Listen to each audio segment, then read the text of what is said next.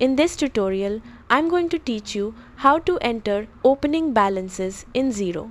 This is useful when you're moving from another accounting system or setting up your books for the first time.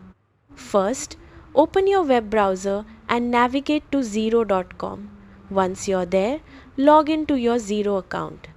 After logging in, look at the top navigation menu and click on Accounting. From the drop-down menu, select Accounting Settings. You'll now see your accounting settings. Look for Conversion Balances and click on it. This is where you can enter the opening balances for your accounts. First, set your conversion date. This should be the date you started using Xero as your accounting system. Next, enter the opening balances for the relevant asset, liability, equity, and other accounts. Add a new line for each account and enter the appropriate amount in the debit or credit column. Make sure you enter the correct balances for accounts such as bank accounts, accounts receivable, accounts payable, inventory, and fixed assets.